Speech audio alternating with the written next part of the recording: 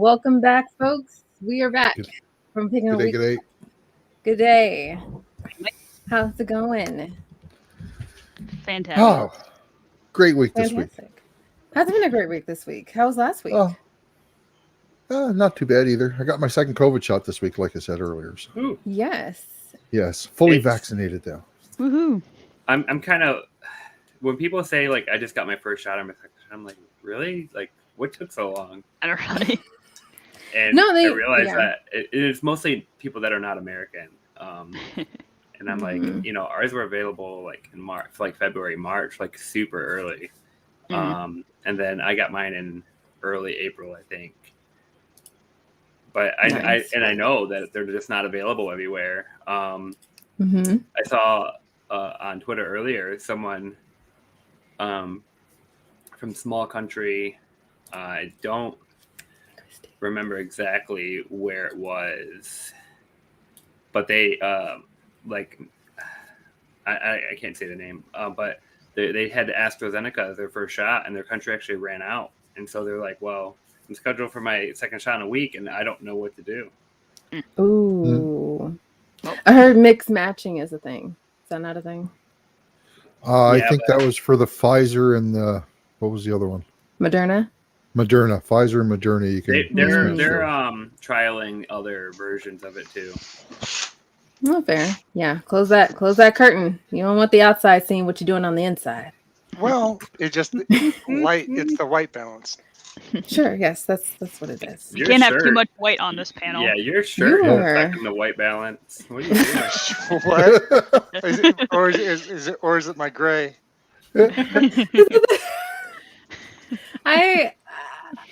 Yeah. Christine says that she's back to wax. Waxed in wax. There you go. You know what? Me too, Christine. Good job. That's going to be the thing. Welcome to IFWAS. We're vaxxed and waxed and ready to go. Yeah. Wait, Roland,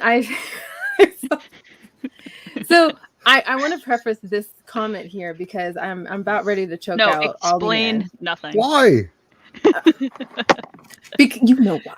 I will explain because it's a We're fun talking little... about Jena's interests and such beforehand, and that is not it, because you weren't a part of this conversation. This has to pertain to Ɩnternational eating a non-popsicle.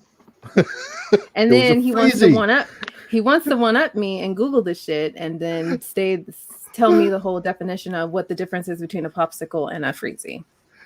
Well, yeah, a popsicle and other frozen product that doesn't have a stick.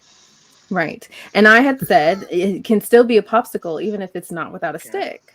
Is it those ones that you like squeeze from the plastic? Yeah, yes, exactly. That's a freezy. That's a freezy. Yeah, I call that that's not a popsicle. Now I'm confused. I think a popsicle. Well, because most things that get frozen don't have sticks in it. Is Freezy a brand name? In general. Freezy is a brand name. Yeah, because we don't have Freezies, we have Otter Pops. Same thing, but it's called Otter Pops. Yeah, I don't know if that's exact. There's different brands of them, but Multi knows a bit about everything. Multi, does a popsicle have to have a stick? Wait! Don't answer that. Hold on. There we go. Okay, Multi, answer. The floor is yours. Does a popsicle have to have a stick? You need to be full screen. I vote yes. I'm gonna say yes. There you go. It has to have a stick? It has to have a stick. I cannot think of something that was, well, you know what? If I think back just about, a half a minute ago, Otter Pops, it is a sickle. And Pops is in the name, so I would call that an Otter Pop. Is an Otter Pop a popsicle? I would say no. I feel like it's just trying to pretend. Because when I think of a popsicle, I also think of a very particular type of iced dessert where it's on a stick, but it's also like very condensed. Like, because in Otter Pops, like usually not really, because I wouldn't call. Would you call that a popsicle as well? Like it's Magnum? On a stick. Yeah, I just don't know. Right, I'm going to be back in a minute. and I hope that we've moved on from this conversation. We will not, sir. You take your exit. We're gonna stay on this for an entire show. I removed him. It's okay. I'm gonna fix my Justin life. doesn't have to be a part of it. Otter Pops are a brand of packaged frozen treats. There also might be a legal definition to popsicle as well. Like, there is. I looked it up. It has a stick. It actually says in the definition, ones that don't have sticks are other frozen popsicle products and not considered popsicles. So I have always called it a popsicle. Okay, no matter if it had a stick or not. You I don't be judge. Wrong. That's okay. Well, here's something I want to ask. This is an argument I had with somebody in law school. Do you consider Cheetos to be chips? No. Yes. No. What? No. No. No. Why? You're on the same side as the other person. No, like when I understand that they're in the chips aisle, but they're just a snack food. They're not a chip. When I think chips, I mean like Lay's and thing. like They're ground and then puffed. Yeah. So I wouldn't say they're a chip. It's ground. I think it's corn. I think of a chip as being flat. Yeah. Yeah. I don't even know if I would call Pringles chips. I would say chips. They're not technically chips. Apparently, they're actually not chips. No. I think they're not actually legally chips. Apparently, but they're really close. They're as close as you can get. Yeah. But like they're potato mash that's been shaped into that shape, and right. But corn chips or corn mash that have been, there's usually tortillas that are cut in diagonal, or that's what they were at the beginning. It's a Cheeto. But he's not if he is, he's not a chip then. I would agree. Thank you, Pastor Mike. All right. You know what? Why am I wrong tonight? Whatever. Fine. It's okay to be wrong. Accepting that you're wrong is okay. Yeah. I have it confirmed. So that particular person. Those are chips. Those are Cheetos. They're crunchy too. So on point, Kelly. Thank you. Thank you, Kelly, for being so on point this evening and prepared. Thank you. I think you knew this was going to happen. Okay, Justin, we've ended the conversation. So we decided Cheetos are no longer chips. Yep. And I'm just fundamentally wrong on everything this evening. That's okay. We'll forgive you. I want to come in. In other news, besides debating this popsicle chip fiasco. Did we get past the popsicles? We're on to chips and Cheetos, Justin. Keep up. That's right. Yeah. Hey, I've lost control. We're discussing the legal definitions of things. And speaking of legal definitions, let's move on to the First Amendment and deplatforming. I'm just going to drink and hope this gets better. What a Please segue. drink. Please drink. No, before that, what else is going on in the news? The Olympics. How's anyone been watching the Olympics? I've been paying a little bit of attention. I have not watched any moment from it. No, you know what? I watched the woman from the Philippines that won gold in weightlifting.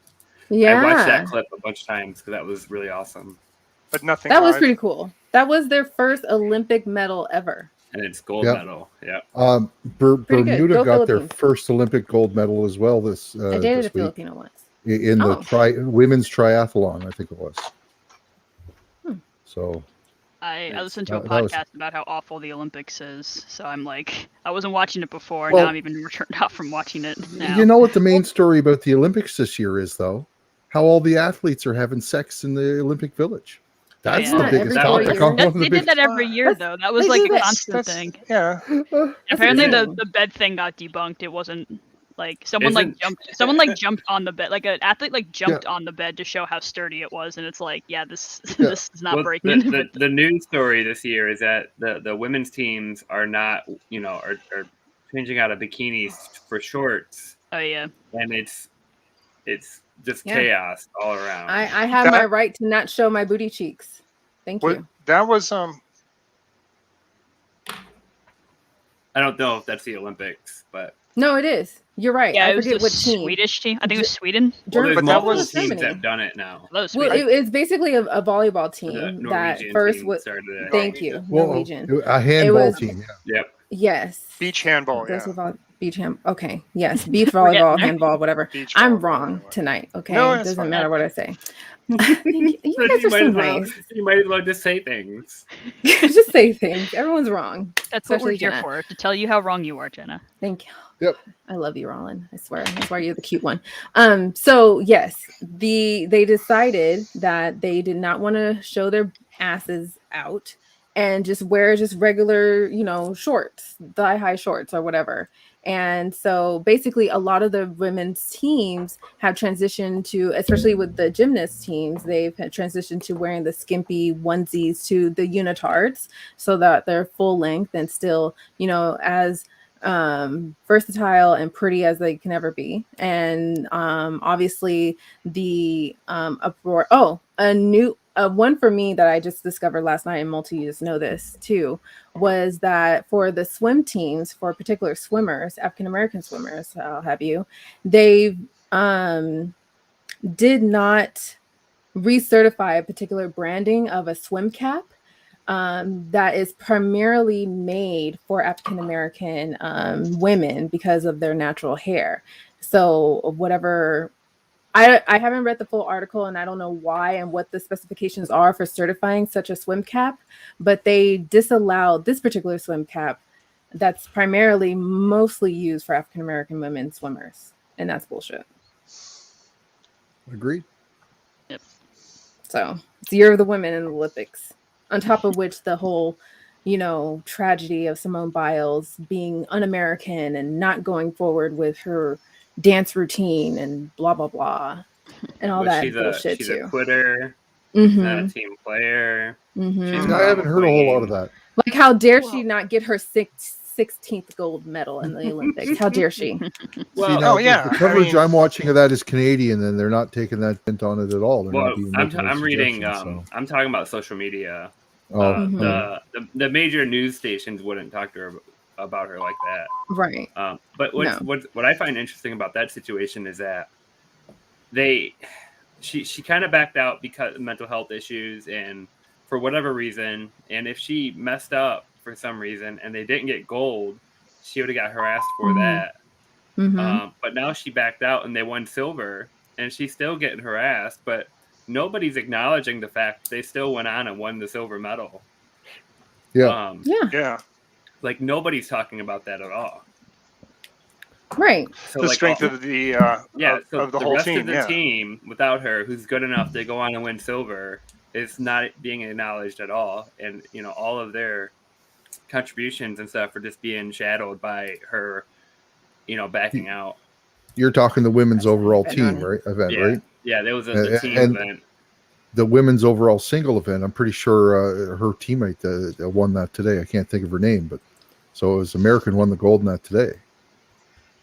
So there's an all around, not just a floor, like 3 or 4 different events. The highest 4 different exercises. Yeah, it's the unparalleled bars, the beam, the floor, and the vault.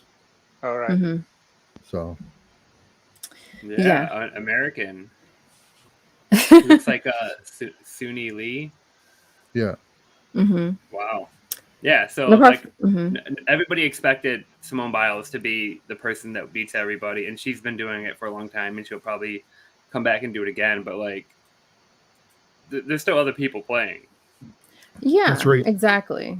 And the level of expectation that said people put on these athletes. I mean, keep in mind that these are Olympic level people. Like, none of us have been to the Olympics that I know of. No. So that's as aspirational and just as great, just being at that level of competitiveness, despite not winning bronze, silver, or gold. Being at that level. I keep seeing the joke or meme that they should have like an average Joe out there doing every event before. Okay, guy just have a heart attack just straight through. Someone just does like a somersault, like for the gymnastics floor routine, and they're just forward roll. They do like an awkward half handstand where they kind of just try to launch on their hands, but they just fall backwards or fall on their face or back. They're running 9-second 100-yard sprints. I'm just scrolling in at 22 seconds. I'll get there. They're already on the pedestal. They're just waiting. I can't recall what the level of scrutiny or dialogue there was 4 or 5 years ago at the last Summer Olympics, but it does seem that this year is very unique. And I appreciate the level of change that the female athletes especially have taken upon themselves to do to secure, their, just secure their own personal selves and their right to just, I can step away. I'm human. This is something I don't owe to anyone but myself to make sure that I'm mentally here and physically okay to compete.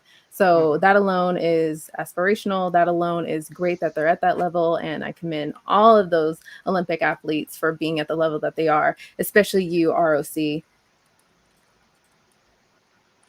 Really, you don't know who ROC is? I don't know anything, so that's Malty. Okay, Malty knows it. Malty knows everything. Fine. Trying to figure out. That's why I stopped plugging everything. There you Republic of Croatia. No, actually, it's a Russian non-Russian team. It's called Russian something committee. Oh, yeah, the Russian Olympic Committee.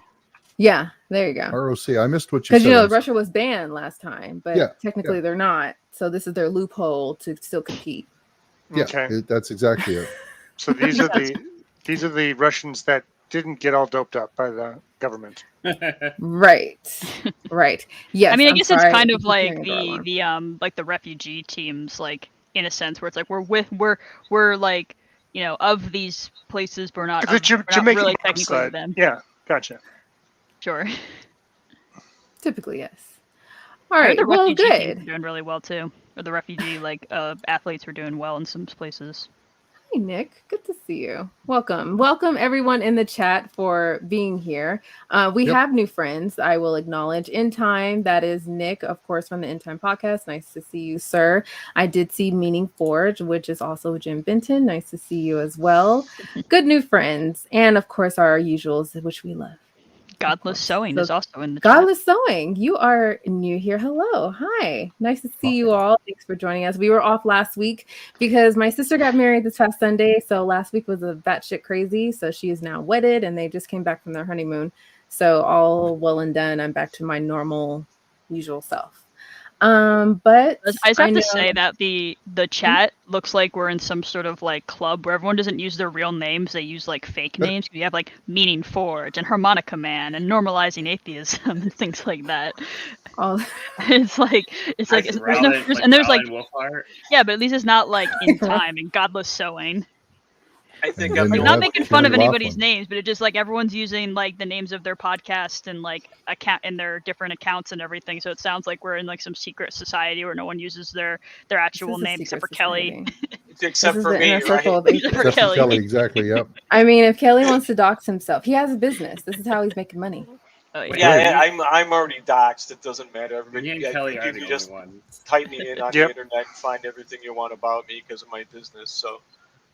There you go. Yeah, go buy some rocks. Come on down to Kelly's Rock Shop. I just don't worry about it anymore. He's got an arsenal of emeralds and rocks. And you have your magic woo wizard staff. So they are. You know what to do. All those guaranteed non-magical stones.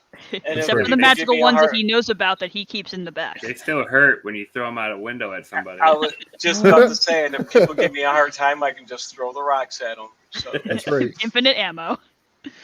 You guys are feisty this evening, I gotta say. Did you miss being on last week? Goddamn. Maybe. What were we supposed to do that Thursday? We had meaningless and had no direction in our life. IFWAS? Well, because somebody in the chat said, "Oh, there might be an IFWAS this week." No, and I'm like, "Oh, it was a lie. It was a Thursday." I'm like, deception. "Is there an IFWAS?" You don't trust anybody. Nope. Everyone's lying, and Jenna's being dishonest. Okay, officially moving on. We're 20 minutes deep. Justin, this is your topic. This is your baby. Take it away. I just wanted to kind of chat about free speech and deplatforming, and I guess free speech in general, and then how it relates to the First Amendment in the U.S. here, because anytime we bring up the topic of free speech, it's automatically a lot of people see it in the context of the First Amendment only, and not in the context of what the First Amendment was kind of built on, what the spirit of it is. So that it's conflated. Free speech and the First Amendment and the protection from the government are conflated to be the same thing, when free speech is more of a concept, and the First Amendment, it doesn't necessarily guarantee free speech anyway. There are lots of exceptions. So it's not, there's no such thing as like 100% free speech in all environments. Right. So with that, one of the things about free speech, or about the the government's restrictions on controlling people's thoughts and their interactions with each other and stuff like that, is what we see as deplatforming. So deplatforming is like a product of the First Amendment and our ability to organize and things like that, and a company or organization or group's ability to control their own platforms and their own companies and their own establishments. So it's, when they say, this is my freedom of, I'm only exercising my freedom of speech. I mean, yeah, but the company or the platform that's deplatforming you or muting you or moderating you in one way or another is exercising theirs. And, that's true. And you don't have the right to just utilize everybody's tools and platforms to use as your own personal megaphone. There is something called a terms of service that you agree to by using their service. Right. Yeah. I mean, that, and I've seen it, recently, that freedom of speech does not guarantee a freedom of a megaphone on a platform. The First Amendment is only government against individuals and such like that. It has nothing to do with private people and private spaces. Like if Jena is in my house, my privately owned house, and she says something I don't like and I kick her out, she has absolutely no claim against me for like freedom of speech or First Amendment. Now, say I'm like, same thing. If I own a restaurant, Jena says something I don't like, so I kick her out. She can't like file a First Amendment claim against me unless it's something with religion. But if it's just like her saying things and I'm like, I want you to leave, even that's not even a First Amendment thing. So scratch that. If she can maybe leave a bad review, and I might not want to kick people out if they say certain things just because that might be a bad image for me. But anyone who brings up freedom of speech and First Amendment, anytime a private entity polices your speech, they don't know what they're talking about, because it's all government stuff. Like private people can do whatever they want for their private entities. And I guess maybe when it comes to like YouTube or Twitter, we kind of have this idea that it's like a public place when it's really not. It belongs to a private entity. Exactly. Now, if the government was telling Twitter they had a bar, it was, they had to bar certain people, then maybe that brings up a First Amendment issue because it's the government trying to enforce something against Twitter. But not if Twitter's like, hey, you're putting a bunch of misinformation on our platform. We don't want that. We're going to ban your account if you don't stop. And then they don't stop, they get banned. It's like nothing to do with freedom of speech.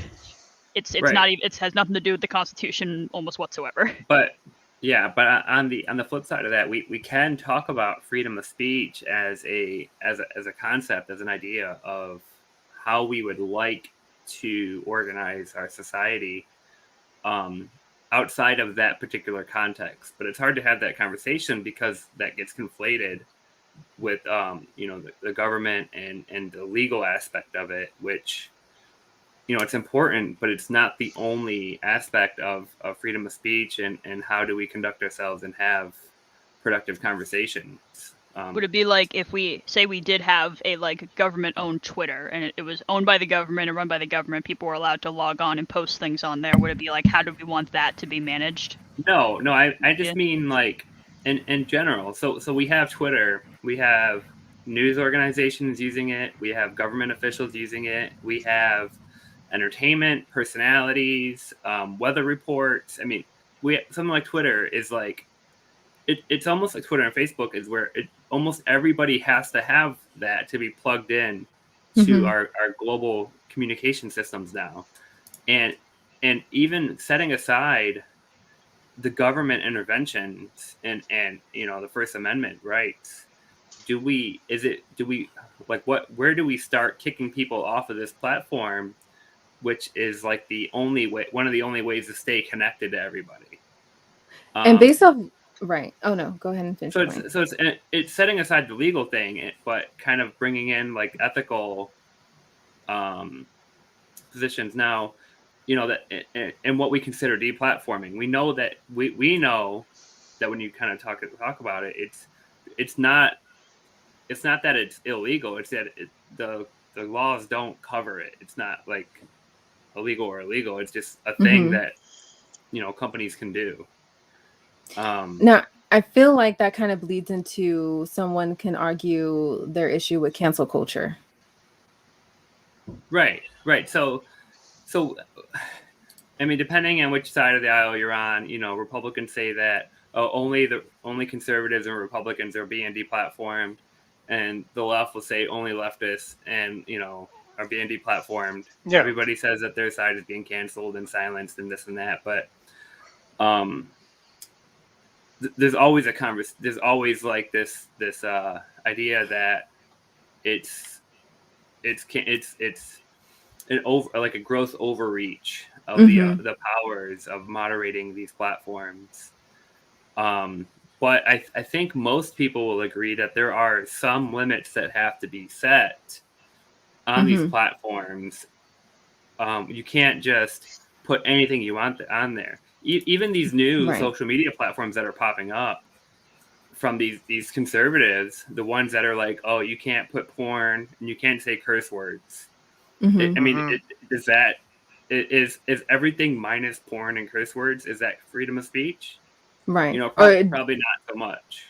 Right. And with those limits, pretty much focus on what Titan's saying, dangerous misinformation, like misinformation about COVID and the vaccine and things like that, far right radicalization, things around that. So should there be more limitations and restrictions on individuals that profess or let that stuff leak onto their channels? It's not just the people who do it, but like how influential it is, because if like if I start a YouTube channel and have like 6 followers and they're my friends, like, and all I do is spout misinformation, but it's only those 6 people listening to it, who cares? But then, you know, say Malty also has a channel and his has like 100,000 people on it, and he says the same thing. He has a much greater reach than I do. So it might also be how much influence does this person have? Like how many Twitter followers do they have? How influential are they? How many people listen to them? So like Joe Rogan might be held to a higher standard than Mr. So-and-so with 6 listeners. There's not a person that's sitting there taking a tally and watching every video. It's done by algorithm, right?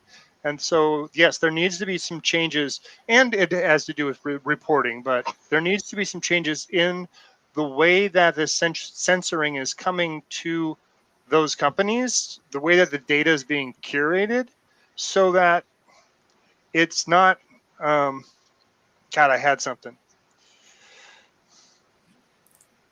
So it's not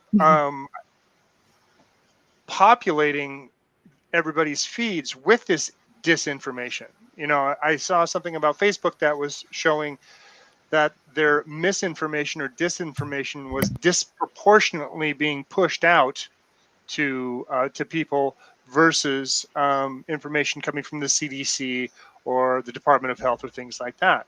I think the way that the algorithm is set up is for clicks, and clickbait is more sensationalism, right? Is kind of clickbaity. That's right. And the truth is dry. So yeah, I read earlier that Facebook and Twitter, they're not having a problem with misinformation, disinformation. That's not the problem they're facing. The problem they're facing is they built a business model that relies on sensationalism and clickbait and controversy. Their business model, their entire existence relies on stirring the pot. The immediate and rapid spread of this misinformation that's always going to spread faster than legitimate news, because because news is boring, right? And science is boring. Medical processes are boring compared to this over the top stuff. But their entire business model relies on that, and they can't just turn it off. Yeah, that's the big issue with it is people are more outraged with, bad takes on vaccines and all the outrage and poor data on that, as opposed to their work and everything. So, yeah. We saw at the beginning of the pandemic, there was two, I think, pediatricians or family care doctors. They worked in a small practice, and they made a video basically propagating a bunch of misinformation, vaccine myths, or COVID-19 myths, and all this and that. And it was two people versus thousands and thousands and thousands of doctors and researchers, all over the world saying one thing.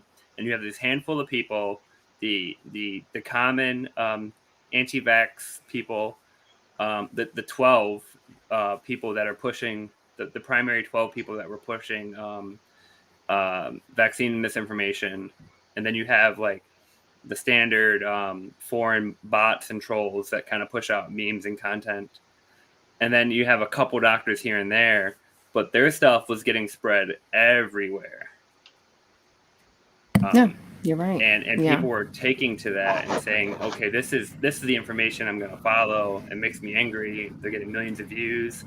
And then when that video finally gets removed, they took down this 2 or 3 million view video from YouTube. That must mean that information in there is accurate and correct, and the government just doesn't want us to see it. So I have to go find an alternative source of it, which is on some even shadier platform, with the even bigger rabbit hole to go dig into. Sure. Get yourself some malware on Parler for that on your phone. Well, I mean, Parler is another thing that got deplatformed. Gab got deplatformed. And these... So that's another layer, though, isn't it? Shutting down of complete businesses. It's another layer, but then there's several layers on top of that. So there's like the user account, and then there's like pages, and then there's a social media platform, and then there's the hosting services that host the social media platform, and then there's another one that holds all the power right now is the credit card and payment processing platforms. And then you have cloud providers that host those platforms like Stripe and MasterCard and all them. So you have these cloud service providers and data centers like Google and Amazon and Microsoft are the big three. They literally have the power to shut down, majority, or Cloudflare, or these other big ones, but they can shut down the majority of the internet. They have government contracts and SLA, service level agreements, that keep most things running. But if a company or a processor or a platform violates their terms of service, like Parler, that whole platform can be gone. And there's multiple players and ISPs, so an ISP can do it, your internet service provider. There's a lot of players way above this that can shut down anything at any time.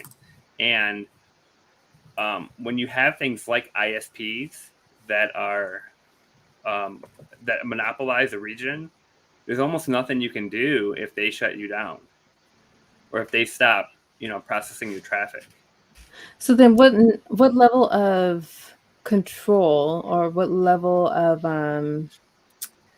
something that can be implemented to change the habit of a social media platform like Facebook from distancing itself or removing content that is harmful or uses misinformation, things like that? They have to change their business model, right? So the way that they became, Google's kind of this almost the same way. The way that they became as popular and as big as they are is by sensationalism and clickbait, and everybody knows that. Everybody knows that.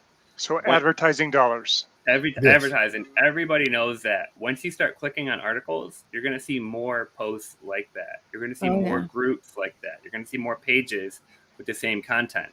It intentionally creates this echo chamber, echo bubble, on purpose. And people like that because they get to see the content that they only want to see.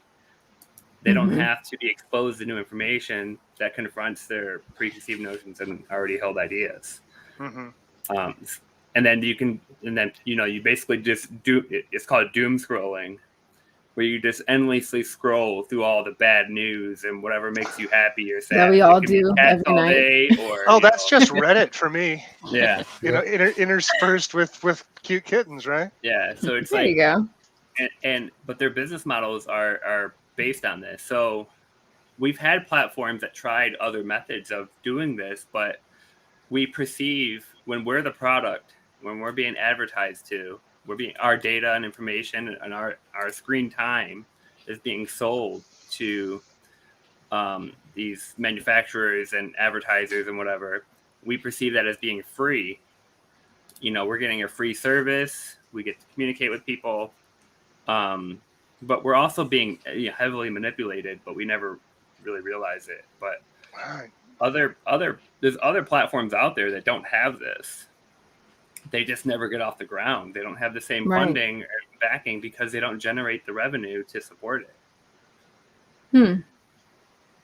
So the drive of all this is pretty much the consumer, really. Yeah, we're really bad at regulating. We're terrible people. So if we actually take control and be the consumer instead of the product, would that help? Is there a way that is that the patron type model?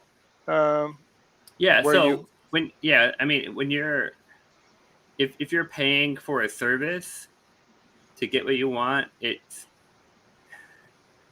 I don't know, because it kind of depends, because most people only pay for content creators or newspapers that deliver the content that they want to see. There's nobody out there paying for both Fox News and Huffington Post, or you know what I mean. So it's like it's all this really bubble stuff. There's you have to intentionally go outside of what your comfort zone and go outside of your standard media sources and look for something that is trying to give you all sides of a position. But then you have to legitimately take it on board and process different sides, which takes time and effort and understanding and careful reading and critical thinking. And we just don't have time for that. Yeah, I think I'm overemphasized the ability of maybe social scientists to dig into some stuff deeply. That's the problem. That's part of the problem. Social scientists who are also marketing experts, who are psychologists, who can study psychology on a population level, are the people that are coming up with these processes that put this stuff into play to begin with. Oh, that's true. Yeah. How people behave on large scales, and they take advantage of it. For money. True. Yeah. Anyways, this is kind of off topic, but the point is that when you deplatform somebody and you remove them from these platforms, that's not, we've already discussed, it's not a First Amendment thing. It's not that it's illegal or legal or anything. It's just it's a violation of terms of service or whatever it may be, and the corporation can do whatever they want. There's a whole conversation about, should that be the case? Are these platforms a public square? Should they be regulated as utilities, kind of thing? I think there is a push currently to take away some of the protections that like the service providers have when it comes specifically to like anti-vax or disinformation about COVID.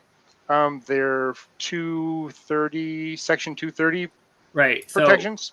So what that would lead to, though, is, so if you're going to start holding a platform accountable for the material that's on their platform, they're just going to ban everybody. Yeah. Not everybody, but they're going to ban anything that will potentially cause get them in trouble. Well, and then then it becomes whack-a-mole, right? And so then you have to start speaking in metaphor, or just be just a little bit of ahead of the algorithm that is searching that's trying to understand what you're saying to see if they want to, flag you or not. But that's a problem too, because a lot of what I have heard from you, bigger YouTubers that often have a video removed or their account temporarily shut down, is that once they go through that whole algorithm, wow, can't talk, process of, this computer generated thing that's looking for certain clickbait words or certain phrases or whatever, it goes through something that's not human. It goes through whatever computer generated process it's set up for that thing to decipher that content. But it could be content that mutually may have mentioned a particular phrase or topic, but it's not necessarily promoting it, but just bringing up that particular topic. That's another problem too. Yeah. I was just listening to Amberly Rothschild, and talking about similar kind of work that she does with her algorithms, because she watches how these companies are processing specific things, right? And she was saying that it's a tally system, that they're saying, if you have, say, for here on IFWAS, we might say something on one episode, but then it would change to something else on another episode. So the tallies kind of level out. But if you're always talking about the same thing, then that will start to stand out, because it becomes, the talking point that's always reiterated, and then that's what triggers things like that. It was interesting. It was a really interesting conversation. I gotta look back at that. Yeah, well, I would recommend watching it. It was really good. I honestly, I don't have a problem with any corporation censoring content that people put on their social platforms. I really don't have a problem with it. The only thing that I think they need to do better is let people know what they are going to censor. To me, it's just like, and especially like getting taken offline for 3 days. To me, that's like sending a kid to a timeout. And you're doing bad behavior, and you're being punished for that bad behavior, right? I don't really have a problem with it, as long as we know why you're going to be punished before you do that thing. Right, you're receiving the punishment without the positive reinforcement to correct the issue. So as people that mod, a fairly large community, some of us, we kind of have firsthand experience with that. Of I'm removing your ability to access the server or the community, and here's why. But there's a lot of situations where it's either hard to explain exactly why, or in a manner where they would accept, or you get into the situation where you have to detail every single rule, and then identify exactly which ones were broken and when. Otherwise, you're not really following your own process. So when you put these blanket statements in there, like moderator discretion, or if we find that you're in violation, or we're just not even going to tell you, we'll just give you some really vague explanation. It's the sniff test, right? That's kind of like in a lot of cases, unless they're very obvious, that's the only way to get things done. And to actually, immediately address the issue. No, I see your point there. And I know in time you've been saying a lot here, but this is something that's kind of interesting. I worry too. Do you know the number of mass shooters who said, now you'll hear me? The best answer is education, but the number of people who takes the time to learn is low, unfortunately. That's true. That was a response to right. This here. The thing about, so this is always the concern. And this is what the concern was when they started talking about banning Donald Trump and this and that. Oh, he's going to go to a parlor and amass some army. And to some extent, that's what happened. It wasn't just him. It was a lot of people saying a lot of similar things. But these people are going to go to alternative platforms or the dark web or whatever they're going to do. And the concern is that we can't monitor them there. We can't be part of the conversation. We can't help steer it. We can't inject information. So is it better to remove them from the broader culture and let them grow their subculture or their subgroups? Or is it better to try to have as much of it as possible out in the open so that more people can have more input and more voices and more more say in it? More chance for re-education? Yeah, but when you have something like Facebook, you have private groups. I mean, I'm part of a secret that's not listed, and you can't get in there unless you're invited, group with over 3 million people in it. It's like, how do you have a group that big that nobody knows about and you can't get in there? No, you can't put new information in there. You can't monitor it. You can't be part of it unless you're specifically added to it. So it's the same as being on a different platform. That's fair. I mean, from a broader, like, societal perspective. No, and I see your point in that, and I guess I see.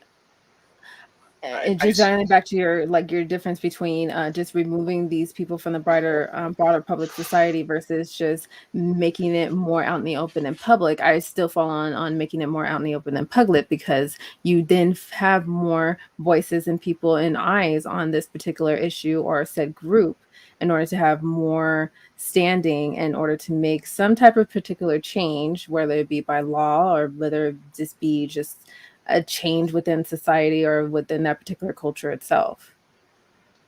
Yeah, I think from what I've seen in my experience with these things is that there's a lot of things where it's better to remove it from the platforms, and you can see that because the people that you want to remove don't want to be removed.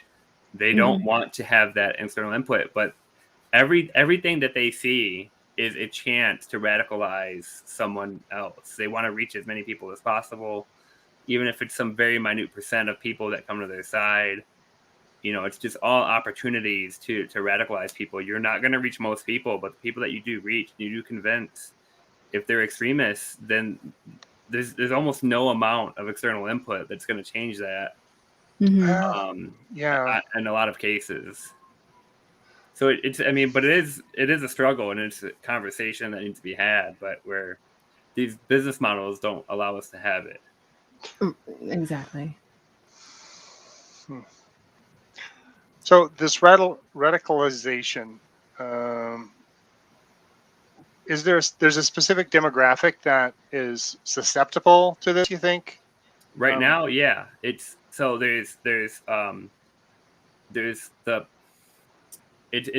basically the white nationalists, conservative Christians are, in the U.S. at least, are the most susceptible, because they feel like they're being attacked and cornered and pushed against the wall, and their lands, their rights, their culture is being stripped. Their family values are being threatened. Yeah. Everything's being stripped away from them and threatened. They're still the majority. They still have all the power, but they don't see it that way.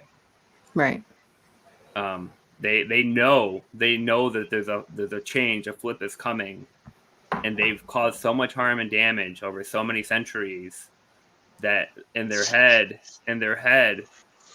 they feel like other people are going to do the same things that they did. Yeah. Oh yeah.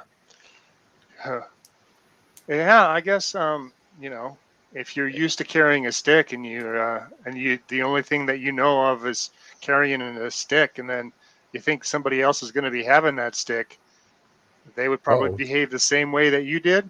Yeah, I think they arrested over almost 600 people from January 6th, and 93% of them are white men so far. 6 of them were police officers from Seattle. Right. And there's white nationalists. 2 of them went inside. Sorry. Yeah, there's white supremacists and white nationalist police officers, and it's and some of these people are have legitimate health issues, and they're being taken advantage of. Instead of seeking treatment or help, they're being made to believe these legitimately crazy things.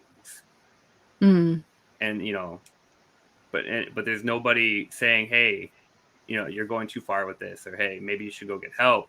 But instead they're saying, hey, come join me, and let's storm the Capitol together. Yeah. Well, is it so much that, or is it more that they're just not listening to the people that are saying you need help? They're wanting to. They're they're being more influenced by the people that are saying the things that are in line with what they're already thinking. Well, the people that are, in these types of groups are not going to tell them, hey, you should stop being part of this group and go get professional help. The professional help is part of the enemy. It's the same thing with anti-vax groups. The government's the enemy, doctors are the enemy, researchers are the enemies. Yep. So people that are like, I'm sure Kelly has experience with this from people that are in, crystal woo and stuff. Some of them have like legitimate health issues, legitimate mental health issues, but instead of seeking help, they go to these alternative medicines. So it's complementary and alternative medicines, and they just try anything they can think of, and they'll believe anything that anyone tells them, as long as it's not a legitimate authority figure, because they've been painted as the enemy for so long.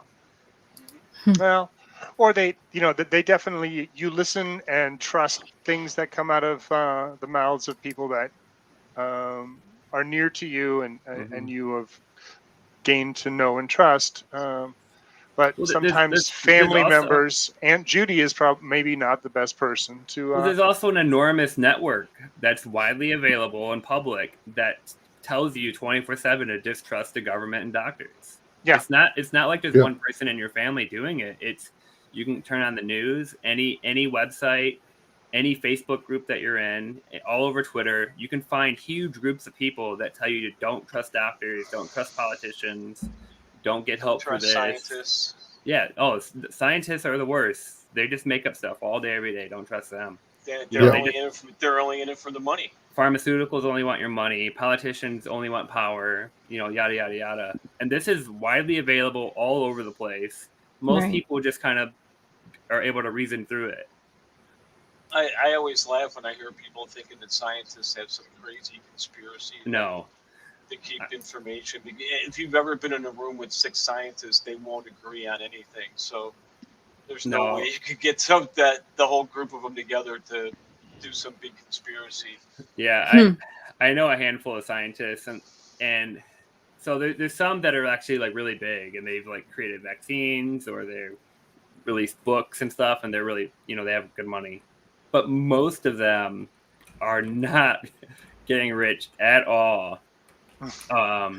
For any amount of time, like they're just not doing it right, Justin. It takes decades after you get your PhD before you start like actually living a comfortable life. If you're an engineer or even a nurse or a doctor, it might take 5 years after getting your degree, and you have a house, a family, kids. You're pretty comfortable.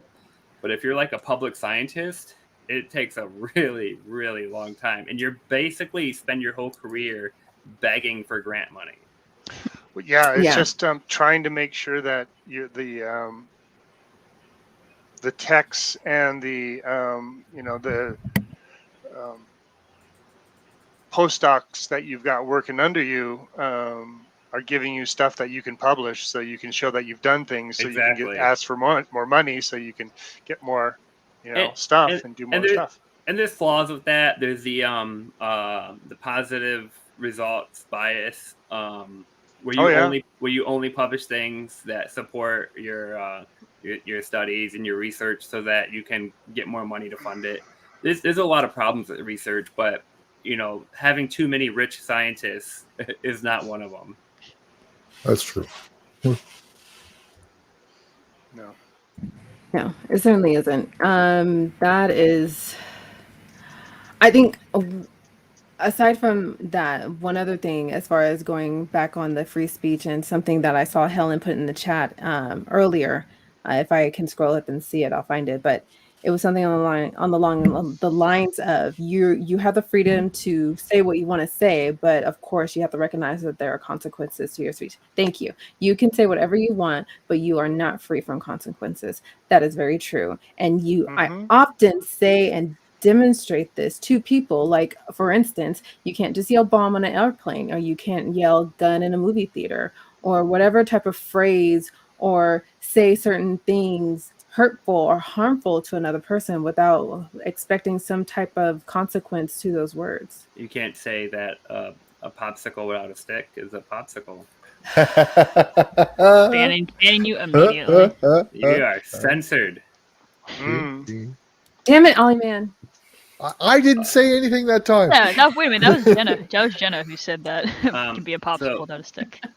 So Theo says Kick I her think off. you should only censor hate speech, but so if you spend 10 minutes on Twitter and you look at all of the politicians on Twitter, you will have absolutely no idea of what constitutes hate speech that would apply equally across the board here. Because everybody is saying that everybody is employing hate speech, everybody's racist, everybody's sexist, everybody's misogynistic, everybody's, destroying the world, taking away guns, everybody's doing this. And every one of them would silence and censor the other one for hate speech if they could draw that line. Yeah, that's the issue too. If you try to censor misinformation, it's like, well, what's the misinformation? Like, who decides if it's misinformation or just people's opinions or things that are undetermined yet? Like, if someone says, does this vaccine cause this condition? Well, they don't know for certain. Like, say they haven't done enough research to completely rule that out. Well, then technically it's not false or true. There's this fuzzy thing where they can't say it's been totally debunked or whatever, where certain things can be totally debunked, but who gets to decide what's debunked, what's misinformation, what's false, what's just opinion, what's unsubstantiated on either side, and people are just guessing. And do we only say scientists are allowed to say these things, or do we let anybody say? Gets down to scientists don't guess. That's my role. Yeah. Scientists don't guess. They will definitely say, I don't know, or you would hope that they do, because there are some bad scientists Kelly's out a there. scientist. Let's ask him. Okay, Kelly. Yes, that's true. What's the answer, Kelly? I try not to guess, and when I do, I tell somebody I'm guessing. Yeah. So At least you're being honest. I think we do need some kind of control over the information on the internet. I think everybody knows I think it should be peer reviewed, but we do have a problem with the internet. It's there's too much crazy, weird information out there, and there's too many gullible people that are willing to suck that information up and believe it. So I don't know how we solve that problem. I really don't. It seems like it's gotten worse and worse as the years have gone on too. And when I got on the internet, I got on it because there was going to be all this great information out there that it was going to really educate humankind with real knowledge, and it's just been the opposite. The more all we get is I'm on the internet, the more I see, right. the more I see the opposite. It's kind of sad in a lot of ways. Yeah. It's kind of you can think of good solutions, but they would rely on good people running those solutions and not being corrupted in some way. And as we know, humans are terrible, and they would be corrupted in some way. It would have to be a top-down approach. So you would have the government connecting with educational institutions and federal institutions to say, these are the things we're going to allow. This is the information we're going to allow. Oh, okay, only Harvard and only these research centers are going to be allowed to post things. And then from the user side, you can only access these websites. We're going to block everything else, every other server out there. It would not go well. Would you have to block them, or could you just flag them in a way that the information contained herein is not accurate? So have you seen the Twitter and Facebook flags of misinformation?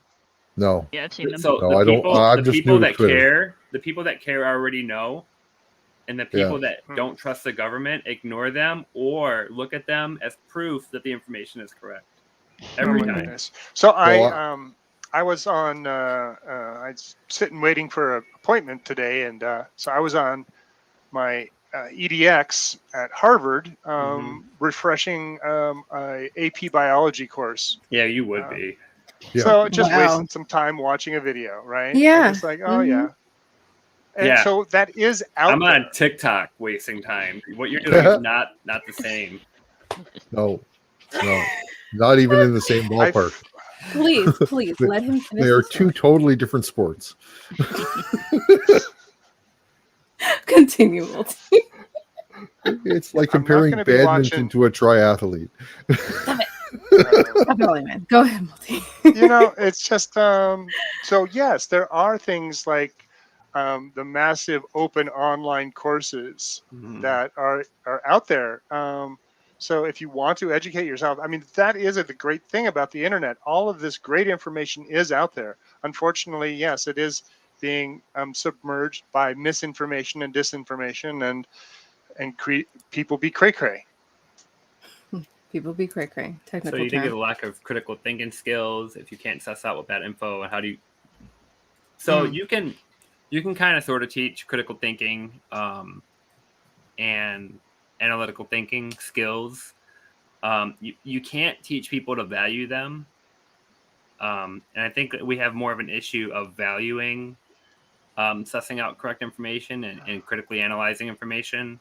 A lot of the people that are promoting misinformation and or just ingesting it without questioning it,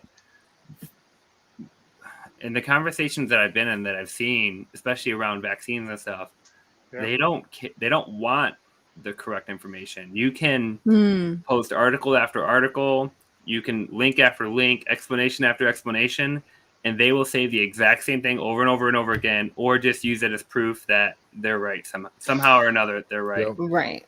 So I've seen a change from some of the higher ups in the evangelical, the Protestant church, that are saying things like, you can't make prophecies that are have predictive power because you're making us look like fools. You can't tell your congregation not to get vaccinated. You're killing off your congregation. I mean, this is starting to come down. It's being seen in the news a little bit. Is that helpful, do you think? I mean, can we get an understanding from some of these? Well, that's going to be helpful, but it's going to take a long time. So to add on what I was saying, and kind of relates to that, is that the problem starts way earlier than any of us or the general internet gets to talk to people. It's mostly from an early age where people are indoctrinated, or they have really poor educational systems, and they're passed on and given values to not care about it. And it's not, and it's hard when you have a really bad education and you're made fun of, and your test scores are low, or you're just not really interested in it, or you have a lot of other things to care and worry about. You're taught to not value that education at all. So, and me and Jena talked about this on a show a long time ago, is that 100 years ago, we didn't even have like a public education system that had high schools and stuff. I mean, 150 years ago, most people were working on farms still.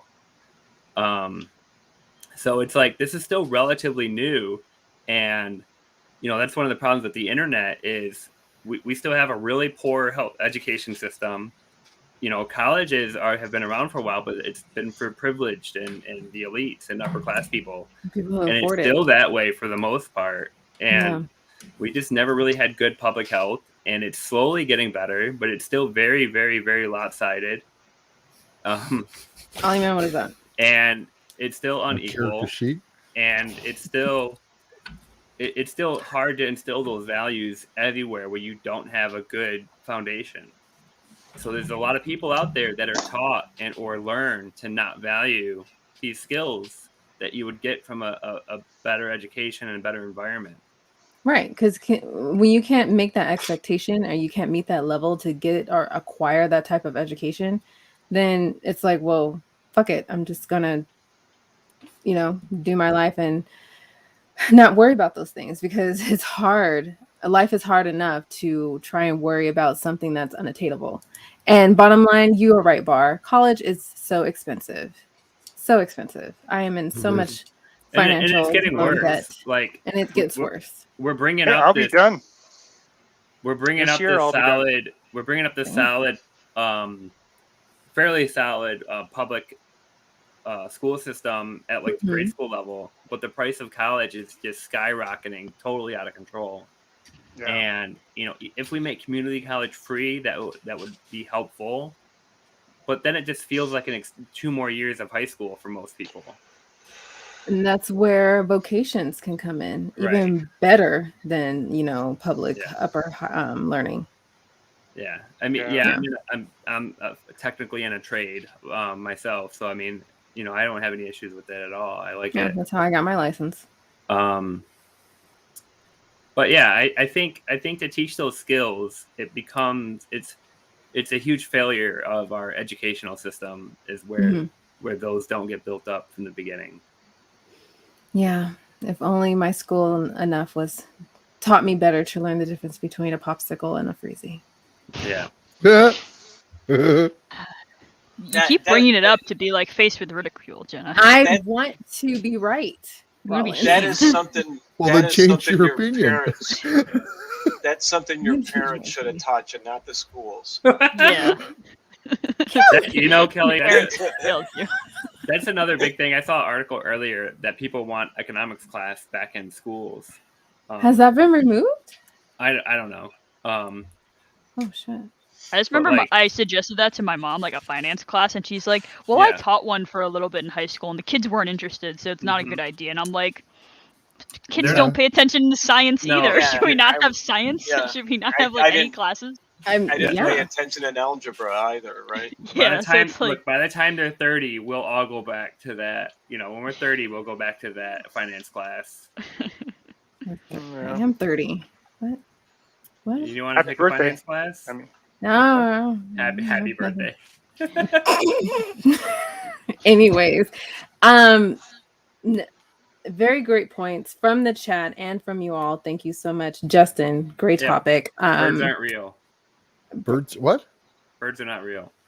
No, birds aren't real. Birds are not real. I lack the knowledge of a freezy. For more on that argument. Do you not believe in a freezy? Do you accept I that do not freezies believe. exist? No, all fucking cold desserts are popsicles. And for that, I will argue that in our Discord server. Shut up. ʻOllieman.